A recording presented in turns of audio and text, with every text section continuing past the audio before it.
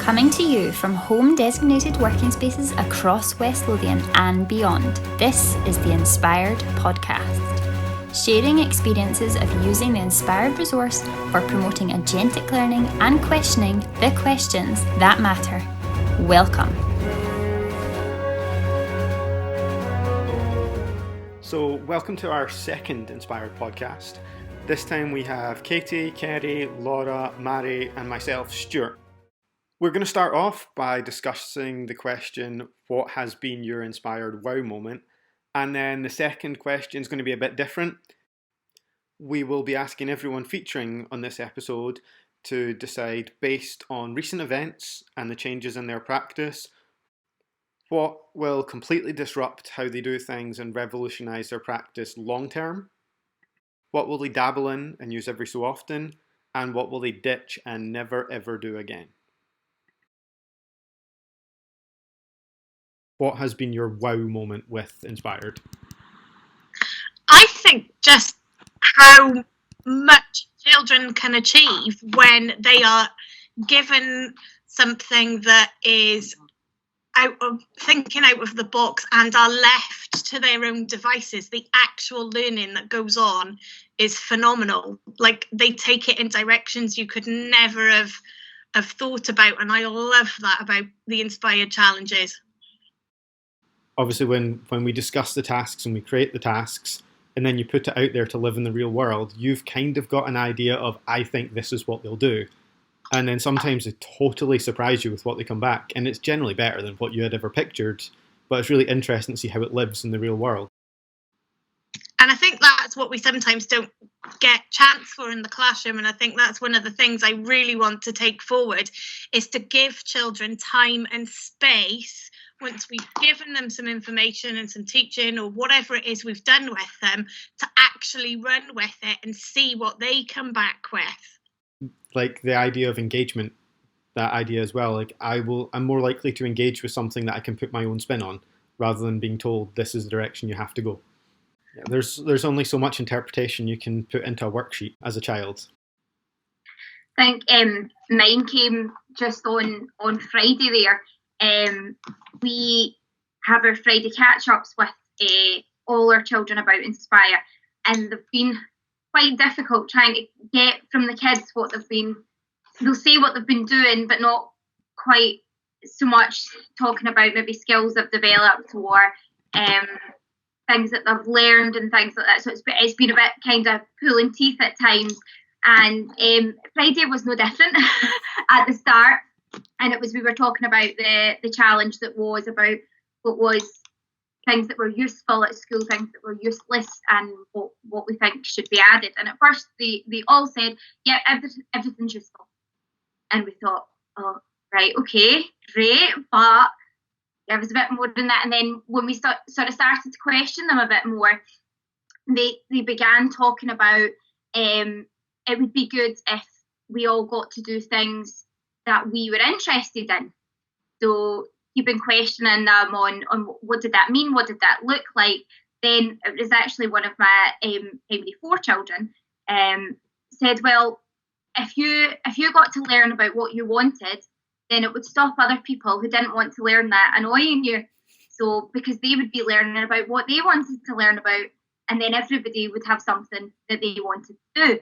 And when we asked him how we sort of organised that, he then said, well, it would be good if you were in groups, so you would pick like a job, like an architect, and you would be in that group and you would do things and learn skills that might help you in that job, and other people would be in different groups. And we said, would it all be within your class? And he said, no, it would be all the school all together, and so there would be little ones and big ones, and we could all work together on what we were interested in. And it was just really good to sort of hear him talking in that way and thinking about it's not all just about like learning in our class and relearning our own little groups, or the same with the people that are the same age as us. He was kind of starting to think outside the box a wee bit, and I think that is through the Inspire challenges, because him and his brother have been working together, and his brother's older, and I think he's been able to see, well, we can do the same sort of things at our own sort of level, and with using our own interests and be creative about them, and work together and help each other. So I thought, yes, we've kind of got it. We're starting to kind of get on the track of where we sort of want them to be thinking. But then when we asked them sort of what about, so they were saying about jobs that already exist, and we had said, well, but what about jobs that don't exist yet? How do we teach? How do you learn about them? And they said, that's impossible. We can't do that. So I think that's kind of our next step in terms of them really realising that it's the skills they're developing and not so much learning about a specific job that they want to do. But yeah. I think it is that whole, how do we cultivate more of that mindset? Because it is, I was so surprised with the lack of ideas from pupils about what was useless about school. They have been trained to think that everything they learn is important, and it baffled me. I was surprised, and I think cultivating that mindset is a huge part of, if you're going to make any improvement, if you're going to make any growth, if these kids are going to be successful in the broader sense, then you need to have that mindset of not everything's perfect in the way it should be, and part of my responsibility is to take ownership of that and make positive impacts where I can.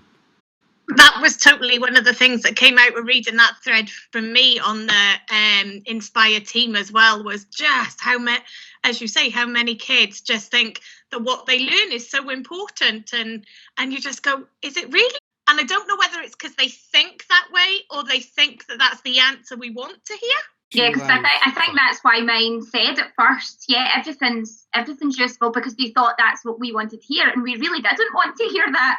No. We wanted something a bit more than that. And I think once we started to sort of question them, and they were able to think, right, okay, it's okay for me to say that I have other ideas here. And it was just nice to see them thinking of other possibilities and not just thinking, oh, well, school's just going to go back to the way it was before. And it was nice to think that they're maybe starting to think of other directions that we could take it in. It makes you realise how much responsibility you have as a teacher when literally everything I say you are going to take as fact.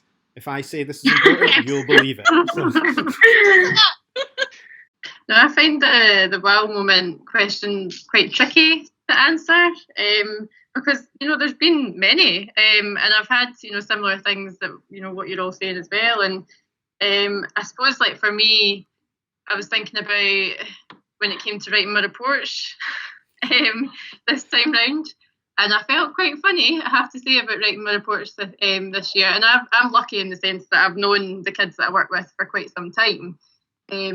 But, I did feel a wee bit funny about writing a report that two parents that have been with their children 24/7 for 2 months. But in saying that, what I did notice was parents and pupils that I have had a good communication with over the last wee while, it felt as if there was more of a collaboration when we were writing the reports. And I think, that just made me think about how we could move forward in that process. And obviously I was quite keen to get input from pupils about what they felt about their learning journey in this sort of time. And, after the report, I'd asked them to complete a wee challenge on that. And the first one that I did receive back, so it was the learning journey of a P5, and it made me cry. Like, I was so emotional when I seen that, because it was just, there it was, like, all the amazing things that this girl was doing with her family during lockdown. All the things that she'd learned that her and her family love baking cakes. She'd learned about all the beautiful scenery that there is in her community, and just every part of it was just her. It was all the things that make her the wee person that she is. And yeah, I just loved that. So I suppose that was one of my wow moments. I would say for me, my wow moment was probably near the beginning, in that I was surprised in the number of directions that they took the tasks.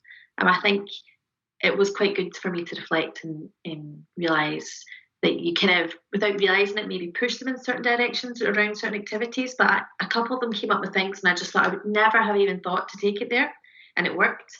or even like how they interpret the must-dos of a task. I find that always quite fascinating. Just as I said, the way they interpret it and that they take it and they make it work, I always find that it's nice to be surprised. So for me, it's been interesting because I've sort of reacquainted myself with pupils that I taught 2 years ago, and I would consider myself a relatively creative teacher and like solution focused. But I had a moment where there was a pupil that I've worked with for a couple of years, and her specific barriers to learning make it really difficult for her to get involved in traditional classroom discussions. But seeing her engage on an online forum and discussing things that way, where she could get involved, and it was much easier for her to get involved through that platform. It was a wow moment in terms of, wow, look how much potential this kid has. But also for me in terms of, am I creative, or am I only creative in the way that I'm comfortable with being creative? And it made me sort of rethink that whole bravery and courageous aspect of creativity in terms of, do I feel like I'm taking a risk? And it's made me think, if I'd taken more of a risk when I was that person's teacher, would I have discovered this much sooner? Sort of separating that creativity and courage aspect and sort of really examining those in more detail has been a reflective wow moment for myself. What I would like you to do, or us to do, is discuss a sort of education version of Kiss, Marry, Avoid, the PG-13 version. Would be disrupt, dabble, and ditch. So what is going to become an absolute pillar of your practice? What will you dabble in from time to time, and it might come into your classroom practice every so often? And what will you ditch and never ever do again? Go. So I suppose in terms of something that will disrupt my practice, or something that will change how I do things forever, it's just this idea that learning is everywhere now. And I'm not saying that, everything that I did before was solely confined to the classroom, but I just feel like this experience has opened it up even more. Education is like everybody's responsibility now. Everybody has a role to play within that. There's no boundaries anymore. And I just think that opens up so many more possibilities with where we could take learning. I suppose in terms of Dabble, so something that might feature, I think there's been a lot of positives within online learning. I think, it has opened up many doors. It's clear that it's not the answer to everything.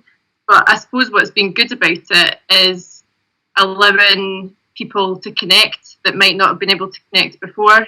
So whether that's teachers being able to connect with other teachers, or people that take on other roles, or like the Inspired community, other pupils from schools getting to chat to each other, and see what they're doing. One of the kids in my class said the other day that was the thing she loved most about it, was getting to see what other kids are doing in other schools. And that's something we would never have really had a chance to do before.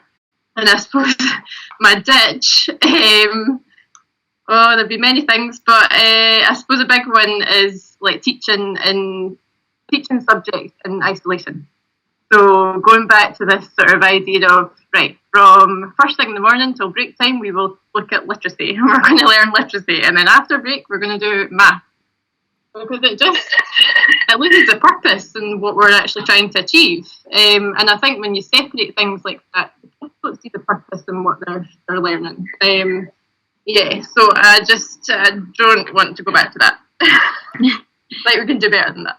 Just FYI, by the power of editing, whoever makes like the most profound final sentence gets the benefit of like the dramatic music behind them as we close the podcast. So keep that in mind as you like pose your last sentence. You can just be shifted to the end and get the dramatic music. So I think for me, pretty similar to Katie, the thing that will disrupt, sort of change my practice forever, is that increased learner responsibility. I think it's been amazing to see what the kids can do when they're given the opportunity. And it's not that I wasn't before, because we were very much trying to do that, but there's always a wee bit of the fear I think there always was a bit before, but whereas this was something totally new, nobody really knew the right thing to do, what was going to work, what wasn't. So I think we were a wee bit more courageous in trying, particularly with Inspire, something different, and it has really paid off. And I think it's from that learner responsibility, it's been amazing to see the different things that the children have developed, the different skills that they've worked on. And for my children, the main thing has been that resilience, in terms of giving things a go and not always looking for the right answer and not having to do things a certain way, and that being okay for them, because that was one of the hurdles they struggled to get over at the beginning. And that's really sort of increased that feeling of achievement, because the things that they have overcome might seem really, really little to us, but they are huge for them. There was one of the stories that I'd shared with one of my children, and it was about something that he couldn't do, and he got really upset about it, and then he left it for a day, and then he came back with a new mindset the next day and tried it, and what he did was amazing for him. So it's been great to see that sort of things. I think that's definitely going to be something that I want to continue to do. In terms of Dabble, again, the digital platforms, there's been loads and loads of really positive things, and like you said, Katie, the children being able to talk to each other, because I think you're quite insular in your own school at times, and the children only know each other, and from a really small school, that's difficult because there is only a limited number of children. So it's great. As much as mine, I wouldn't say fully feel comfortable talking in the community space yet, they still have the opportunity to see other people and see other perspectives and ideas and sort of widen that lens a bit. I think obviously we've discussed the sort of the digital fatigue that some of our children were getting, so I think need to be sort of mindful of those. I feel like the sort of conversation has not been as great for some of them because of a lot of them feel very, very comfortable in digital things, and we tried on Tuesday, we did like a no tech Tuesday and gave them things to do or to work on Inspire without their digital devices, and some of them were like, nope, can't do that, sorry, and found it really difficult to do. So I think there needs to be a balance between the digital and continue to sort of rebuild some of those relationships and conversations and things that maybe haven't been at the forefront because they've not been able to be as much. I wouldn't say I want to ditch. It's not that I want to ditch the reflection and pupil engagement. It's more of the wording, and just from what sort of come from things that we've discussed recently. In terms of, obviously we had to do the spreadsheet about the home learning and things, and I really struggled to answer some of in terms of the engagement, because some of my children are logging on to Teams every day, but they're not really doing much. And then others have got home learning packs, but I don't know if they're engaging. They might be doing, just because they're not doing the work that I've set them, doesn't mean they're not engaging and learning. So I think it's maybe the word or the term that I think we need to really think of a different meaning to it. It's not just that because somebody's produced a worksheet or they've logged on and they look active, are they really engaging? I think it's more looking at what that term means to us. So we need another new word, is that what we're saying here? Well, I don't know. I think we just need more clarity on the meaning of the word. Okay. Yeah. My ones, I've got here that I would avoid or ditch trying to like answers through me. I've always thought that I've been quite good at encouraging pupils to get answers for themselves, but I think this has really taught me that they'll stop at the first hurdle. And the amount of times when we've been on the group chats and I've asked them, why didn't you get that done? They've just been like, oh, I didn't know what it meant, or I didn't know what to do. And I've just thought, there is that thing called Google, you know. And I've been surprised that they're so good at technology. I've just assumed that, you know, certain things would take to the next step. But I'm now kind of realising that motivation is a big part of that. So I think I need to avoid kind of going back to that. One thing I'd probably dabble with is the online collaborative platforms. Now, I actually quite like the possibilities of teams. I think what has been really difficult is that I didn't get to explore that with the pupils before we went away, and trying to do it when we're separated has not been ideal.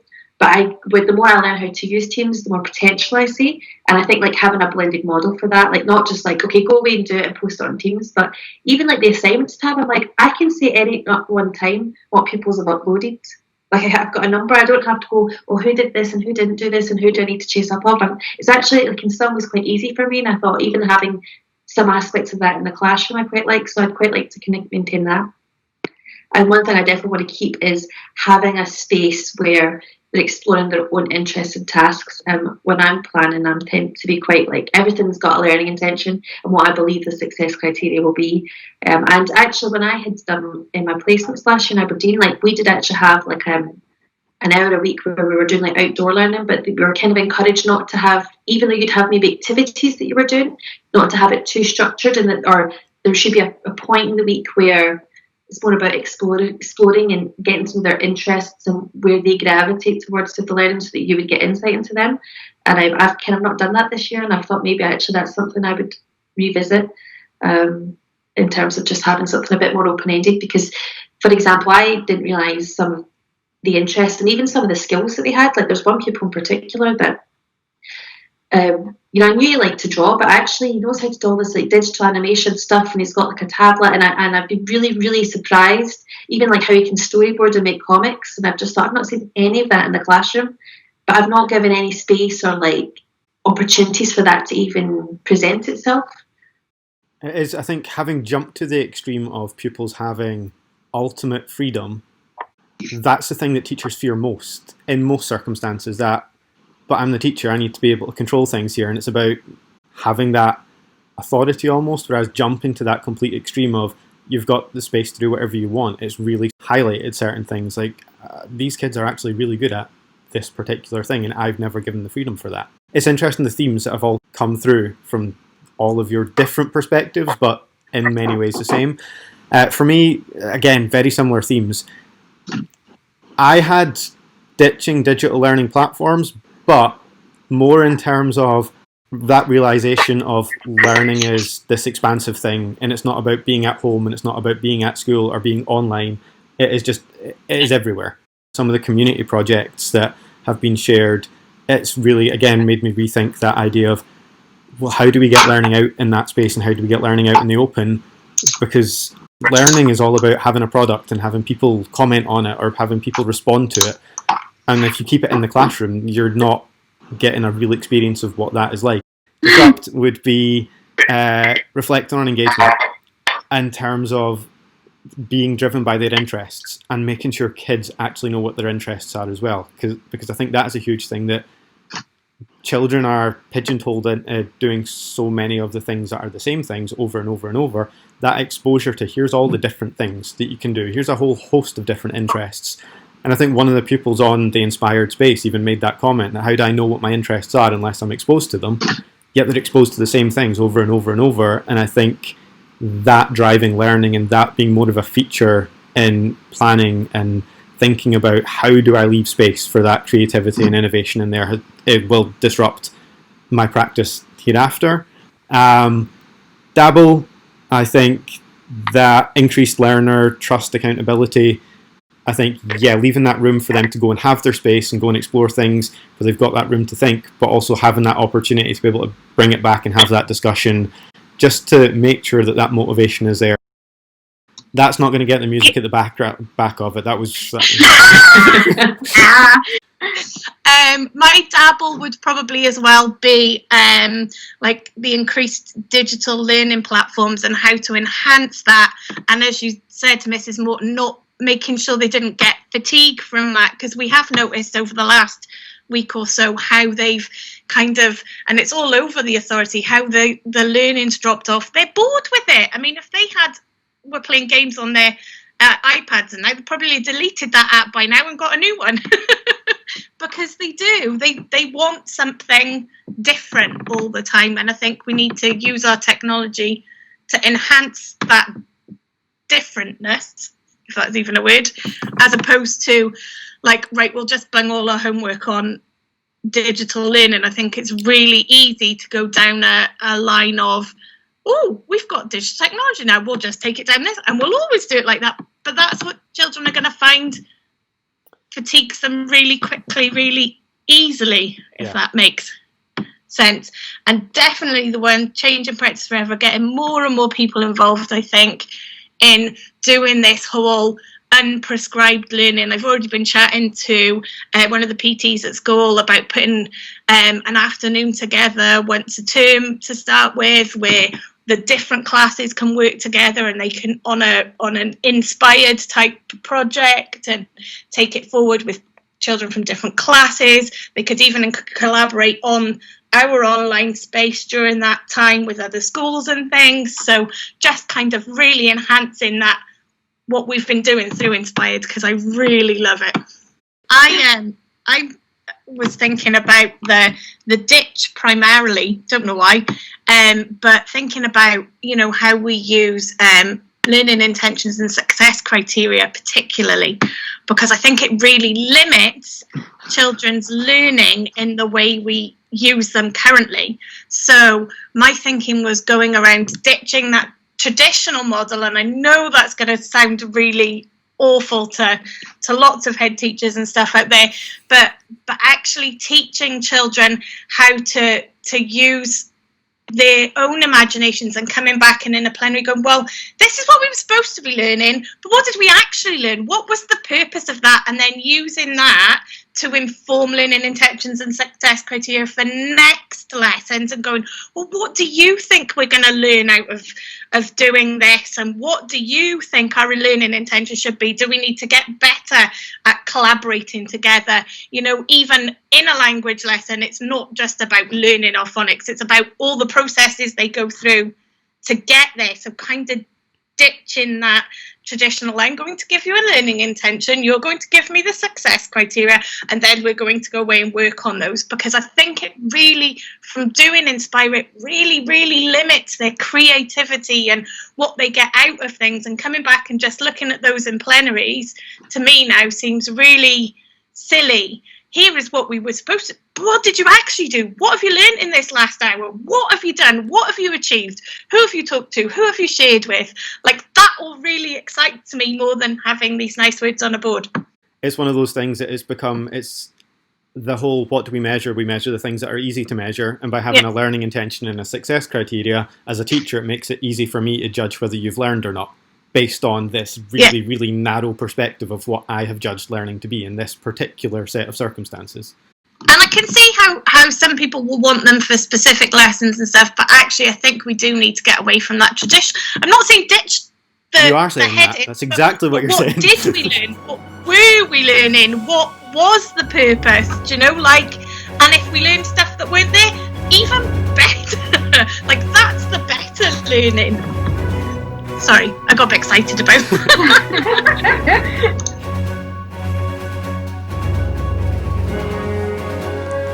Thank you for listening to the Inspired podcast. We hope you enjoyed it and that we have left you with more questions than answers. But just in case we haven't, here's a reminder of our 3 inspired reflective questions. What did you notice this week, and what will you do about it? When did you allow learning to disrupt teaching? What creative act made you feel brave?